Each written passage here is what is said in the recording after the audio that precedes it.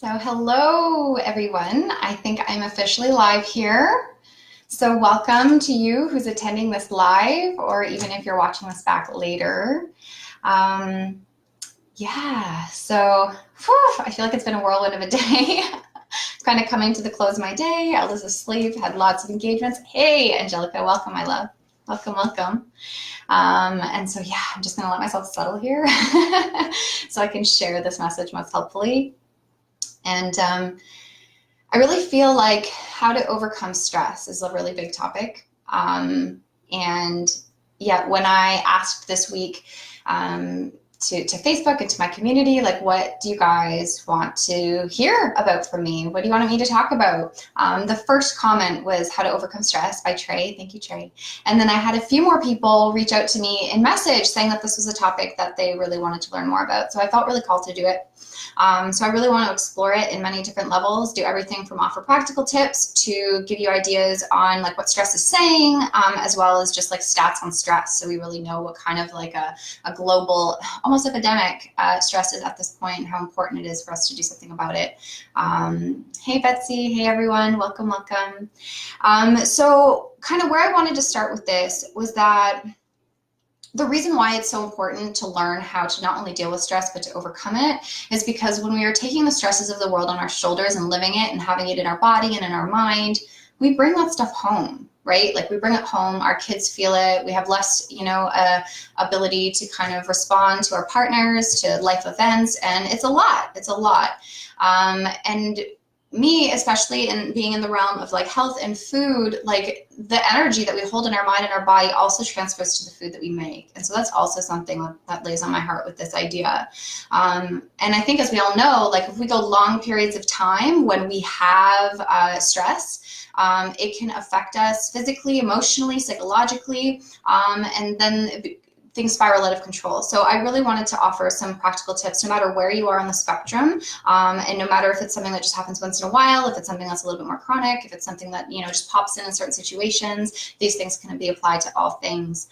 So I really wanted to start with some stats, and these stats do come from a 2014 study at the American Institute of Stress. But I still felt it was relevant today, and I also feel like it's probably even bigger numbers, and that to me is just mind-blowing. So I just wanted to say here that like 77% of the people who were questioned say that they regularly experience physical symptoms of stress. 77%, like that's a lot. There's 73% that say they regularly experience psychological symptoms from stress. 33% are living with extreme stress. 48% are having an increase of stress in the last 5 years. So I feel like in sharing these stats as well, we can almost be like, okay, well, I'm not alone. A lot of people are struggling with this. So if I welcome the answer for myself, I can help so many other people. And this is kind of the approach that I always take. How can we give? How can we serve? How can we love? How can we bless? Because if you guys know me, I always operate under the laws of God, and the laws of God are always giving. And a lot of the time when we have stress, it's because we have the stress of the world, our life events on our shoulders, and we feel like we have to handle it all by ourselves alone. And of course, that's intense. That's a lot. So a big thing that I want to realize here is that I don't just want you to deal with the stress on your shoulders. I almost want you to feel the lifting of the stress off your shoulders and overcoming it, because what we're doing is we're not just overcoming the stress, we're overcoming the thought system that instigates the stress. So if you guys have listened to some of my videos that I've done lately, one of the most recent ones that I did was on the ego versus spirit, right? And in there, you will learn that the ego is a fear-based thought system that literally is the cause of the stress, of the suffering, of the physical pains, of the things that seem to go crazy in this world. It all comes from the source of ego. So when we learn how to tame our ego, and we learn how to train our minds, and we learn how to correct and change our minds, that is how we can correct and change the effect of stress. So that's the ultimate goal. But I also know that in being in time space, it takes sometimes a while for us to apply mind training and to really develop the habits that allow us to overcome these things. So I want to kind of break it down and start by saying, like, okay, well, what is this stress here saying to me? Like, what is it saying to me? And the first thing that I think we need to be mindful of is that the stress is saying to pay attention. It's literally saying to pay attention, whether it's paying attention to how you feel, whether it's paying attention to what you think, whether it's paying attention to what's in your environment. Paying attention is super important. And if you notice, even in this moment, if you just give your full attention to this moment, that's kind of what happens. You're present, you're here, you're not in the past, and you're not in the future. And I think it was actually Tim Ferriss who said this, but I think he got this quote from somebody else. But they said that depression is when you're constantly obsessing about the past, whereas stress and anxiety is when you're constantly stressing about the future. But when you realize that stress is telling you to pay attention, it brings you to the now. And when you're in the now, that's where spirit is. That's where God is. That's where sanity is. That's where our calm state of being is. So that's the place that we want to come back to. So first and foremost, it's saying pay attention. Second of all, stress is saying that you're important. Okay, it's saying that you matter. And so I think this is also really important, because if the ego gets a hold of realizing that you're experiencing stress, it's going to want you to feel guilty about it. It's going to want you to feel shame about it. It's going to want you to feel bad about it. But we've already realized that so many people deal with this, so you're not alone. So there's nothing to be ashamed about.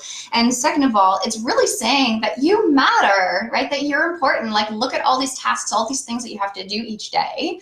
You know, honor yourself. Like, give yourself a moment of gratitude. Give yourself a moment of stepping back so that you really can appreciate all the things that life is giving you, even though you might be in a supremely crazy busy time in life.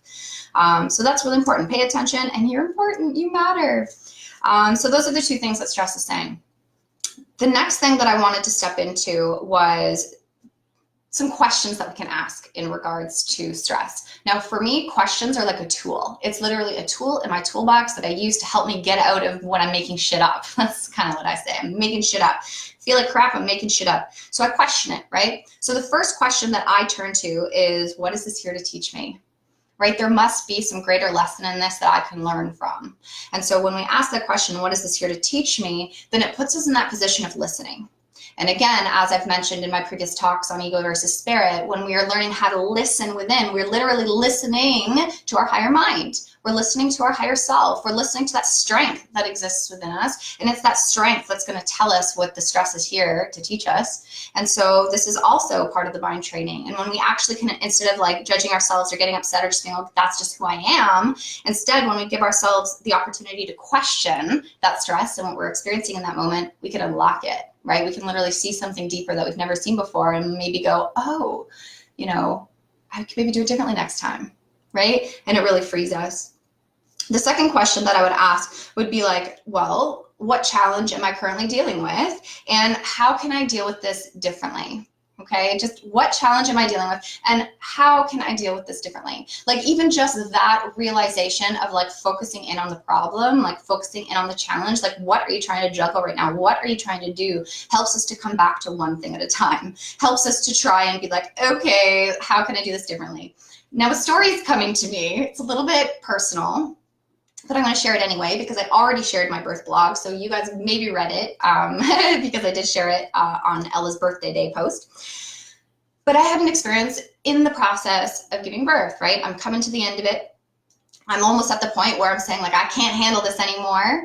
And I would find that every time the wave would come on, like the contraction would come on, I would literally be afraid of it. I would want it, I was like, no, like not wanting it to happen, like total fear, right? Like, I don't want this pain. I don't want the stress. I don't want this. I don't want this. And then I had a voice of reason with me. And that is sometimes inside ourselves, and sometimes that's in our relationships or people around us. And I had a doula who was right by my side. And when I was saying that like pushing it away, afraid, like I can't do this, she literally said, Brittany, okay, the more painful it is right now, the faster your baby girl is going to be here. So calm her down. So that's what I did. Instead of focusing on the fear, on the stress, on the pain and the exhaustion that I was in, I literally shifted my focus and I said, every single contraction is bringing her closer to earth. And so literally it was 3 or 4 times after that where she came down. And now my focus is on my power. My focus is on my strength. My focus is on my ability to do it. Right? And so that's my point in this question. Like, what challenge am I facing? Right? It doesn't have to be birth, but sometimes it feels like we're birthing something, whether it's an idea or just like crazy life, right? And then how can I deal with it differently? Because there's always another approach. There's always another way to perceive it. There's always another way to express, right? So that's super, super important. So those are the things that stress is saying. And these are some questions that you can ask. Super important. Hi, Emma. Thank you. Thank you. Thank you. Thank you for being here. And everybody else who's entered the room. Hi, you guys. Nice to see you. Sometimes I get in a flow. I kind of like forget you guys are here, but I want to engage. So if you guys have a question or something that pops up or something that resonates or maybe even triggers, bring it up. I'd love to talk about it. I know this is a sensitive topic, but I'm here for you now or after. So even PM me. This is a big one. Oh my God, Ash, hey, I just saw you in the room. I love you. So the next thing that I wanted to dive into was how it is that maybe we can apply new habits to set ourselves up so we don't get caught in the stresses of the day. And so I'll just kind of lay it out like this. I always talk about morning routine because morning routine is everything. I even know for me that when I forego my morning routine, I too can slip into the stress and the overwhelm and the craziness of the days. But when I set myself up for success as soon as I wake up in the morning, my life is often grace-filled, creative, inspiring, exciting, everything I'd want it to be. And so it really matters where I put my mind in the morning. So what I recommend is, in regards to like stress specifically, is to give yourself 2.5 minutes in the morning. That's it, right? 2.5 minutes in the morning, and I want you to journal out perhaps maybe any obstacles that come to you, any fears that come to you, any things that might happen in the day that could go wrong, that anything that you need to get out. It's almost the point in this is to get your monkey mind out, is to get your ego out, is to look at all those things that are running around in your mind, because it's when our mind is like going crazy that the stress happens, right? Like the energy builds up in the body and we're just like, oh my God. And so we need to tame it. Like as soon as we wake up in the morning, just tame that monkey mind. And I find that if we can like journal it out and get it into 2D so we can see it, we can look at it, we can examine it and question it, and all that goodness, it's really important. So I really recommend 2.5 minutes in the morning, getting out that monkey mind into 2D. And then if you can, 2.5 minutes in the morning of gratitude. Because what this does is it takes your mind out of the place of the ego and the monkey mind, and it places it into the service of the soul. And then so when you're focusing on things that you are grateful for, you can say things like, I'm grateful for the strength that abides in me now. I'm grateful for my ability to change my mind. I'm grateful that I can be in the calm center no matter what is going on around me. And you literally set yourself up with thoughts and feelings and energies that you can then carry with you throughout the day. So important, so important. So write these down. 2.5 minutes, get out the monkey mind. 2.5 minutes gratitude. And you guys, we have 5 minutes. Even if you're doing it when you're eating your food, right? Even if you do it while you're having your water or brushing your teeth, just find some time to do it. And then on the other scale of that is the evening time, right? This kind of brings your day into almost like a circle, like a completion, like you've paid attention to all of it, right? So in the end, just before you go to sleep, do the same thing. Like get out the stresses that happened that day, get out those things that maybe triggered you. Get out those fears of like what you got to handle the next day, just get those out. And part of my time in the evening when I get out those thoughts is also to think about the next day and set myself up for the next day. So the best thing for me to do is to, in the process, if I need to, I get out the monkey mind. Otherwise, I have this thing that my friend Rebecca gave to me, and I absolutely love it. But it's called My Shining Day, and it's a whole booklet, you guys. This is just one page, but it's like My Shining Day. So it has like my 3 important tasks the next day, and then all the other things that I can get done after that. But my point in this is if you can set yourself up with like a to-do list on your desk, like you guys should see my notes, like I'm ridiculous, right? But if you guys can like get out your thoughts of what you need to do the next day, like this is what I want to eat, this is what I want to make, I need to go get my kid here, I need to go do this there, I need to talk to this person, I have this interview, I need to do all these things. Whatever it is that you need to do that day, write it down. Because then what you're also doing is setting yourself up for success the next day. So all these thoughts and to-dos of what I'm going to cook, what am I going to make, where am I going to go, what am I going to wear, what am I going to do, all that goes, right? And again, that frees up space. It creates that channel, it creates that space so that instead of your mind just going and thinking with all these things you have to do the next day, they're down. You now have a to-do list, a checklist of what you're going to do, maybe time, I put my times in there. And when you do that, it's out of your head and out of 2D. You don't have to worry about it. You literally just got to go through the checklist the next day. Oh my God, it's a saving grace for me. I'm not even kidding you. This is part of like my organization, like ensuring that I'm like on the ball and aligned, with my greatest self. So I really recommend that. So take that time in the evening, get out that monkey mind, set up your day for the next day. What am I going to eat? What am I going to do? Who am I going to see at what time? And then also fit it in there, the 2.5 minutes of gratitude, so that the last things that are you're implanting in your mind and that are like sinking into your subconscious are thoughts that are true, things that you're grateful for. And even if you don't fully feel grateful for it yet, like when I say I'm grateful for my ability to change my mind, and yet you're like, I struggle with changing my mind, that's irrelevant. What you're doing is you're planting the seed that that's what you're grateful for, to bring more of that back to you, right? So we're almost like reprogramming our subconscious minds by doing these activities. And this is super, super, super, super important. And consistency is key, right? So do your best to kind of like set this up and put little sticky notes and little notebooks that like inspire you, so that you can go back to it and do it each day. So those are some like setting up habits that are really important. Hello, everybody else who's coming in the room. Let me see what you wrote here, Melissa. So yes, I journal in the morning too, and I find it really helps me prioritize my day and be more intentional. Exactly. Prioritize and be more intentional. And I think that that is super duper important. Like if I didn't do that, what I would do is I would come and I'd sit at my desk and I'd have Facebook and I'd have emails and I'd be like, what am I to do next, right? And then I get distracted. Instead, I sit down, I look at my paper, it's like, oh, I got to do this, and go straight to that email and answer it, or go straight to that messenger and answer that person. And then it allows me to be really focused, mindful, thought through, and I don't have this swarm of craziness in my head, which we all can get. Really important. What's the last things that I wanted to say here? Where's my other little sticky note key card? So another thing that I wanted to say was, you're not expected to overcome the stress by yourself alone. First of all, community is really important. Reach out to people. I have a community here at Whole and Healthy Kitchen where we really focus on mindset and these things, because I feel like the only way you're going to be inspired to cook meals for you and your family at home is if you are stress-free. You know, otherwise it's just another added thing to your stress plate, right? And that's not what we want. So this is all part of it, is to allow yourself to be in alignment with your divine self, your divine strength, so you can overcome all obstacles, both in and out of the kitchen, right? So I welcome you, and like I have a link at the top. At least come join our fan page and like check it out and that sort of thing, or just reach out to your friends, reach out to your family. Like you have a support system, people love you.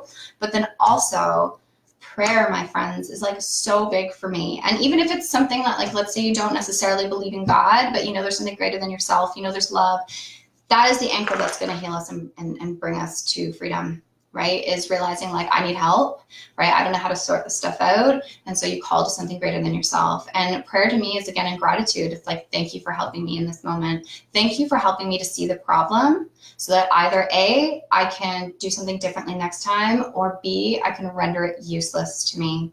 My beautiful divine text of A Course in Miracles says in there that the instant we can look at something and render it like wholly useless to us, like there's nothing that will not be healed at once, right? And that's the goal, is to be able to question our stresses, look at our stresses, look at our difficulties and problems like in the face, so that we can ultimately look past them and see beyond them and see a new way, see a new approach, see a new perspective, see a new vision of ourselves. And this is when we can then kind of move past this like place of like being a stressful person, and instead realize like, wow, like I'm a blessed person. And you are a blessed person because you're created by your creator, right? Like you are a blessed person because that's just who you are. And a lot of the time, if we're identifying with the stress part of ourselves, we miss out on the blessings. So this is back to like, what thought system am I listening to? Like who am I, what thoughts am I believing are true in my head, right? So this is really important. And actually, Angelica, who was in here at the beginning, she sent me a music video, and it says in there, I'm too blessed to be stressed. It's really nice, actually. It's on my page. You can see it in the comments down there. But so it's really important. So when we just remember that, like, in truth, I'm blessed. And if I'm stressed, it's something that I can change. It's in my power. I am responsible to change that, and I can. And I have tools to be able to do that. And so if you like remind yourself of that, set yourself up right every day, go to bed right every day, and allow these small little moments of time to be where you return to you, it makes a really big difference. And then you can literally carry it with you for the rest of your days. And that's the thing. So you can start it in the morning, end it in the evening, and then all throughout the day, I'm too blessed to be stressed, right? And then these don't just have to be words. They literally come into the feeling dimension, into the emotion dimension, into the body. So we can actually like feel it and process it here. So that's the ultimate goal for everyone, I feel. So yeah, so those are my main ideas there, you guys. I hope that this was helpful. Just like, I guess I'll recap it really quickly and see if there's anything that comes up with you guys that you want me to kind of answer or go deeper into. But I had started off by saying that stress is telling us something. So it's telling us to pay attention, and it's also telling us that you're important and that you matter. That's really important. I also said that one of the best tools that we have to unlock and undo stress, anxiety, depression, anything, is to question it, is to look it in the face and to ask those right questions. Like, what is this here to teach me? You know, what challenge am I trying to overcome, and how can I do it differently? You know, show this to me differently, like in a prayer form. These questions are huge. They're like the unlocking agent to allow the root problem to rise, so you can see it and let it go and be like, I don't want this anymore. You're useless to me. And then I also said to set yourself up with habits. So 2.5 minutes in the morning, get that monkey mind out. 2.5 minutes in the morning, get the gratitude out. And then 2.5 minutes in the evening, get that monkey mind out and prep for your next day. And then 2.5 minutes gratitude. So that's the last thoughts that you go to bed with at night, and that's what will be swimming around in your subconscious. And then, yeah, pray. I'm too blessed to be stressed throughout the rest of the day to the best of your ability. And honestly, it will get better every day and in every way. So I hope this was helpful, my friends. And if this speaks to you or it speaks to somebody else, you know, through you, you know, you're kind of thinking of somebody else, please share this. You know, this is just value, just education I want to offer. And yeah, if you want to learn more and be part of this, do join me at Whole and Healthy Kitchen. That's the name of my fan page, and I'm going to be moving these videos over there soon. So if you go and like it, you'll be certain to be able to catch these, and I welcome feedback from you guys of what you want to hear. I have a whole breadth of topics I can talk about, so I'm really open to sharing on really anything that's most helpful. So I'm totally here for you guys.